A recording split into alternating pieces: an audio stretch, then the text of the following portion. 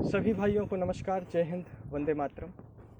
आज आप सभी का मैं छोटा भाई अनुज पांडे हमारे रसोई घर से जुड़ी हुई कुछ बहुत ही अमूल्य जानकारियां लेकर आया हूं। जो जानकारियां इतनी महत्वपूर्ण हैं कि अगर हमारे घर की माँ बहनें उन जानकारियों को जान लें, समझ लें, तो हम अपने घर की लगभग 70% बीमारियों का जो तुरंत आ जाती हैं, मौसम परिवर्तन से हो जाती हैं, कहीं जलवायु परिवर्तन से हो जाती है, या यहाँ तक कि पुराना कोई ज्वर है, टाइफाइड है और खांसी की कोई पुरानी समस्या है, ट्यूबरकुलोसिस है और यहाँ तक कि गैस की समस्या है, अल्सर की समस्या है, टॉन्सिल की समस्या है। यह सारी समस्याएं हमारे घर में ही ठीक की जा सकती हैं। हमारे घर की अगर माताएं एक वैदिक नारी का स्वरूप ले लें। राजीव भाई उसी वैदिक नारी की कल्पना किया करते थे और बात किया करते थे, उसी स्वचिकित्सक की बात किया करते थे जो कि हमारे घर में हर वक्त उपलब्ध होता है, बिना किसी सैलरी, बिना किसी पगार के।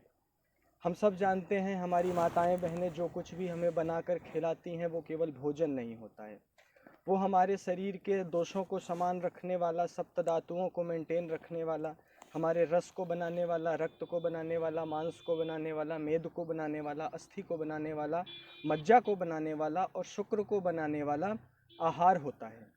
वो आहार हमारे लिए जीवन देने का काम करता है, हमारे लिए ऊर्जा देने का काम करता है। लेकिन दोस्तों, आज हमारा दुर्भाग्य है कि हम अपने उस जानकारी से, उस अमूल्य ज्ञान से पीछे होते चले जा रहे हैं, वंचित होते चले जा रहे हैं। उसके पीछे कारण चाहे जो भी हो, हमारी शिक्षा हो, हमारी परंपराएं हो, आज की हमारी आधुनिकता की दौड़ हो, किसी भी रूप में हमने हमारी संस्कृति को भूला हो, लेकिन यह वास्तविक में सच है कि हम अपनी संस्कृति, अपनी जड़ों से कट रहे हैं। हमारे घर में पाक शास्त्र के नाम से एक अलग विभाग प्रचलित किया गया, जिस विभाग को ये कहा गया कि वह विभाग हमारे शरीर के स्वास्थ्य की रक्षा करेगा, हमारे शरीर के में बीमारियों को आने से रोकने का काम करेगा, और उसकी जिम्मेदारी दी गई एक माँ को। और उस माँ को ये बताया गया कि हमारे रसोई घर में ऐसी चीज़ों को उपलब्ध कराएं जिनसे हमारे शरीर की बीमारियाँ रोग मुक्त खत्म हो सके, हमारा शरीर स्वस्थ हो सके। तो आज मैं आप सभी का छोटा भाई इस वीडियो के माध्यम से कुछ ऐसी जड़ी बूटियों, औषधियों की जानकारी आप तक पहुंचाने आया हूं जो बड़ी आसानी से हमारे रसोइये में उपलब्ध रहती हैं। बस हमें उसका सही गुणधर्म मालूम हो जाए, उनका उपयोग मालूम हो जाए, तो हम अपने घर में अधिक से अधिक बीमारियों को बिना डॉक्टर के पास गए हुए भी ठीक कर सकते हैं। और यह वीडियो उन माताओं के लिए विशेष है, उन भाइयों के लिए विशेष है जो अपना भोजन स्वयं पकाते हैं। तो इस वीडियो में अंत तक बने रहिएगा, और अगर वीडियो आपको अच्छी लगेगी तो लाइक ज़रूर करिएगा। हम सबके घर में एक सबसे अच्छी औषधि है दोस्तों, जिसका नाम है जीरा। एक दूसरी अच्छी औषधि है जिसका नाम है अजवाइन। ये दो ऐसी औषधियाँ हैं जो हमारे शरीर में वात को कम करने का काम करती हैं, हमारे शरीर में पित्त को संतुलित करने का, पित्त को बढ़ाने का काम करती हैं। अगर आपका पित्त मंद है, आपकी अग्नि मंद हो चुकी है, भोजन नहीं पचता है, तो कहाँ कहाँ इनका उपयोग कर सकते हैं? वैसे तो हम खाने बनाने के लिए, फ्लेवरिंग एजेंट के लिए अक्सर जीरे का प्रयोग करते हैं, तड़का देने के लिए अक्सर जीरे का प्रयोग करते हैं। आज हम जीरे के वैज्ञानिक महत्वों को समझेंगे कि जीरा कितना उपयोगी है हमारे शरीर के लिए। आप जानते हैं, अगर हमारे शरीर में कैसी भी गैस बनी हो, हमारे पेट में कैसा भी अपच हो, कच्ची डकार आ रही हो, उसकी वजह से गैस के बुलबुले आपके डकार के रूप में बाहर आ रहे हों, या आपके वायु के रूप में आपके मल द्वार से बाहर निकल रहे हों, इन सभी समस्याओं से बचने के लिए आप जीरे और मेथी का इस्तेमाल अगर करें अपने घर में, तो आपको कभी भी गैस से संबंधित कोई समस्या नहीं होगी। कैसे इस्तेमाल करना है? आप 10 ग्राम जीरा ले लीजिए, 10 ग्राम अजवाइन ले लीजिए, और अगर पेट में दर्द भी रहता है तो 5 ग्राम मेथी दाना ले लीजिए, और इन तीनों चीज़ों को आराम से कूट पीस कर एक पाउडर बनाकर रख लीजिए। आपके पास 25 ग्राम की मात्रा में औषधि तैयार हो जाएगी, जो कि आपको 2 से 3 ग्राम की मात्रा में प्रतिदिन लेना है। और 2 से 3 ग्राम की मात्रा में आप 10 दिन अगर ले लेते हैं तो 10 दिन में आपकी सामान्य रूप से जो गैस, एसिडिटी, अपच, कब्ज की समस्या होती है वो तो ख़त्म ही हो जाएगी।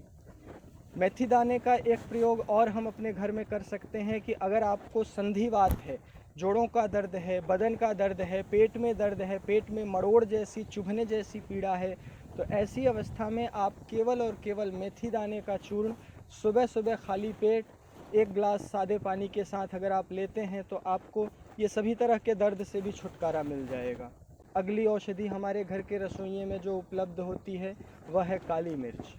काली मिर्च आप जानते हैं गोल सी होती है, 2 तरीके की होती है, एक सफ़ेद होती है, एक काली होती है। काली होने के कारण इसे काली मिर्च बोलते हैं। काली मिर्च वैसे तो गर्म होती है, शीत को ख़त्म करती है हमारे शरीर से और हमारे शरीर में निश्चित मात्रा में ऊर्जा बनाने के लिए गर्मी को प्रोवाइड करती है। साथ ही साथ हमारे शरीर में कफ का नाश करती है। तो हम इसका उपयोग कहाँ कहाँ कर सकते हैं? हमने देखा है अक्सर मौसम बदलने से हमें सर्दी खांसी हो जाती है।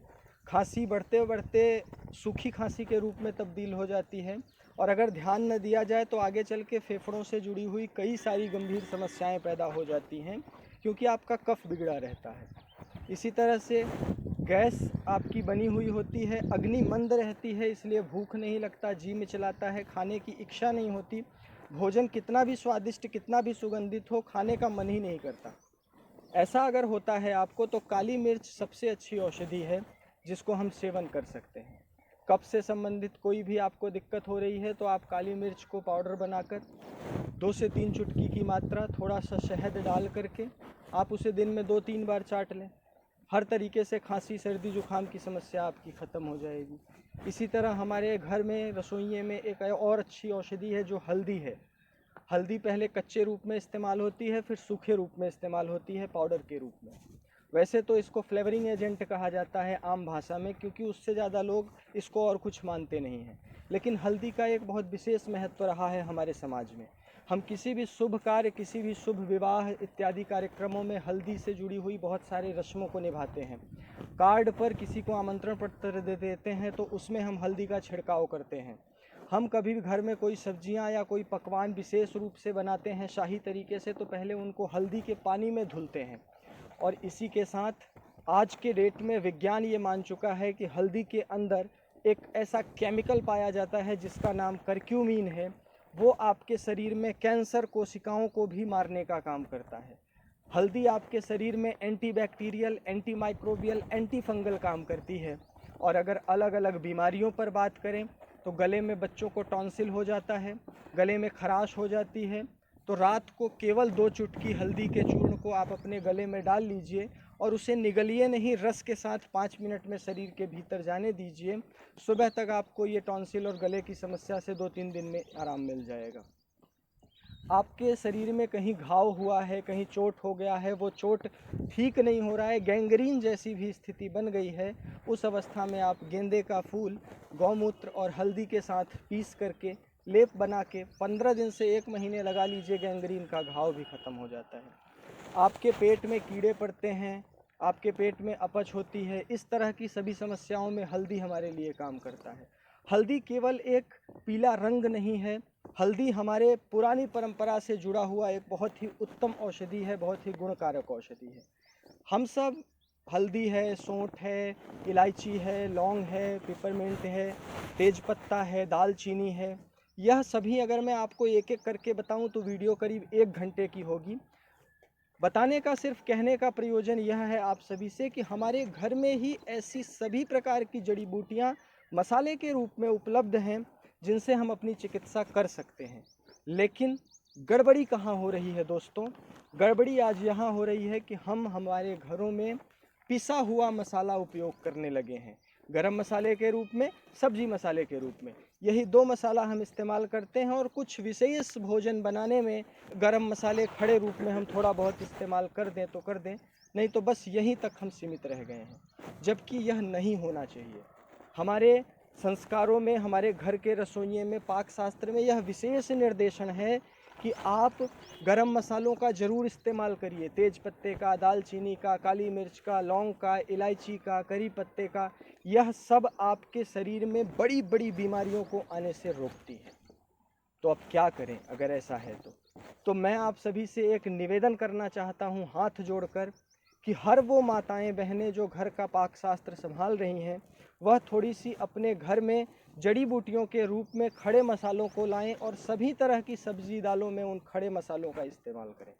मसाले पिसे हुए मार्केट से लाने से बेहतर है आप अपने घर में मसालों को खड़े रूप में खरीद करके पीस लें, जिससे आप निरोगी रह सकें, स्वस्थ रह सकें। ये मसाले किस तरह के बने हैं, किस तरह से पिसे गए हैं, कोई नहीं जानता है। इसलिए आपको जागरूक होना पड़ेगा, आपको स्वाध्याय करना पड़ेगा। अगर आपने नहीं पढ़ा है तो अब आपको अपने परिवार को स्वस्थ रखने के लिए आधे घंटे 1 घंटे अध्ययन करना होगा और जानना होगा हमारे घर के रसोई शास्त्र की व्यवस्था को, इस अमूल्य ज्ञान को। तो मैं आप सभी से, उन भाइयों से निवेदन करता हूं कि हमारी माताओं बहनों को प्रेरित करिए और आप खुद भी अपने आप में इतने जानकार बनिए कि हम कम से कम हमारे रसोई में इस्तेमाल होने वाले मसालों के उपयोग, गुणधर्मों की और मात्राओं का विषय तो जानकारी प्राप्त ही रखें। उसके अलावा हमें कुछ आता हो या ना आता हो, क्योंकि यह बड़ी आसानी से किसी भी जगह पे उपलब्ध होने वाली वस्तु है। आप इनका उपयोग करें, स्वस्थ रहें, निरोगी रहें। इसी के साथ मैं आप सभी का छोटा भाई अनुज पांडे आप सभी का हार्दिक स्वागत एवं अभिनंदन करता हूं, आभार व्यक्त करता हूं आपका इतना बहुमूल्य और कीमती समय देने के लिए। अगर यह वीडियो आपको पसंद आई हो और इस तरह की वीडियो आगे भी आप जानकारी के माध्यम से देखना और जानना चाहते हैं तो हमारे स्वदेशी शंखनाद चैनल को सब्सक्राइब कर लीजिए और बेल आइकन का नोटिफिकेशन बटन दबा दीजिए ताकि आपको अगली वीडियो मिल सके। अगर आपको लगता है कि यह वीडियो आपके किसी भी जानकारी में जानने वाले लोगों में ज़रूरत में है तो आप उनको शेयर करिए। फिर मिलूँगा एक नई जानकारी के साथ। तब तक के लिए जय हिंद, वंदे मातरम।